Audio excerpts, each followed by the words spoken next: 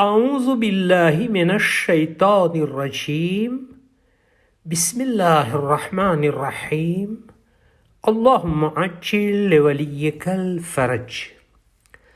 हज़रत अमीरुल मोमिनीन अली इब्न अबी तालिब अलैहिस्सलातु वस्सलाम नहजुल બલાગાની અંદર હિકમત નંબર 205માં ઇરશાદ ફરમાવે છે કે દરેક વાસણ કે તેમાં જે રાખવામાં આવે તેનાથી જગ્યા ઓછી થતી જાય છે, પરંતુ ઇલ્મનું વાસણ યાની ઝર્ફ જેમ ઇલ્મ આવે તેમ વિશાળ થતું જાય છે. ઇમામ અલી અલૈહિસ્સલામ આ નુરાની કલામમાં ફરમાવે છે કે જે પણ વાસણમાં આપણે ખાવાનું બનાવીએ તેમાં અમુક પ્રમાણ સુધી જગ્યા હોય છે. જો વધારે ખાવાનું બનાવવું હોય તો વાસણ મોટું લાવવું પડે છે.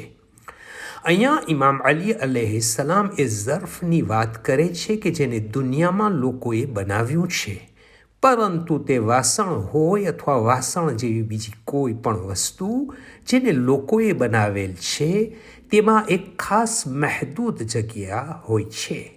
ભલે પછી માણસ ગમે તેવી ટેકનોલોજી બનાવી દે તો પણ તે મહદૂદ જ હોય છે.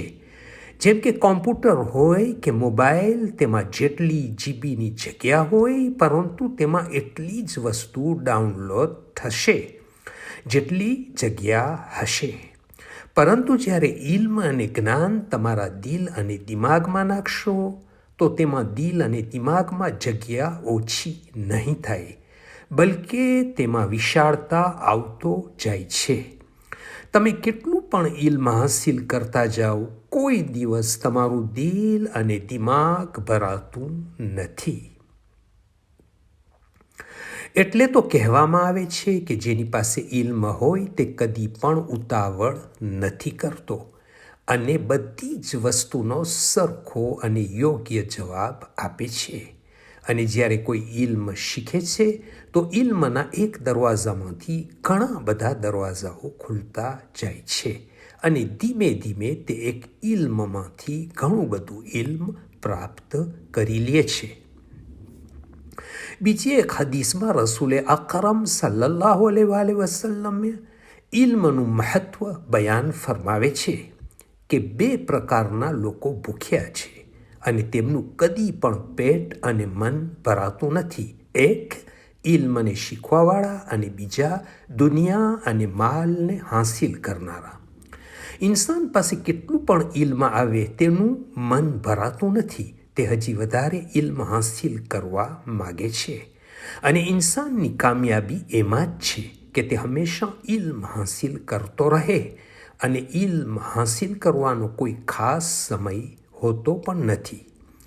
હજી એક હદીસમાં રસૂલે અકરમ સલ્લલ્લાહુ અલૈહિ વસલ્લમ ફરમાવે છે કે ઇલ્મ હાંસિલ કરો પછી ભલે ચીન જવું પડે, અને મતલબ જો તમારા ગામમાં તમને ઇલ્મ ન મળતું હોય તો તમે સફર કરો અને ઇલ્મ હાંસિલ કરવાને જાઓ. આ ઇલ્મનું મહત્વ બતાવે છે કે બધી વસ્તુ મૂકીને પણ ઇલ્મ હાંસિલ કરવા જવું જોઈએ. ઇલ્મ તમારી દુનિયા પણ સુધારે છે અને આખિરતને પણ સુધારે છે. અને ઇલ્મ હાંસિલ કરવાનો મકસદ પોતાની હિદાયત અને તેનાથી અલ્લાહ, રસૂલ અને ઇમામો અલૈહિમુસ્સલામ સુધી પહોંચવું હોવું જોઈએ. અલ્લાહુમ્મા સલ્લી અલા મુહમ્મદ વ આલિ મુહમ્મદ વ અજ્જિલ ફરજહુમ. From Fountain of Ahlul Bayt alayhimus salam.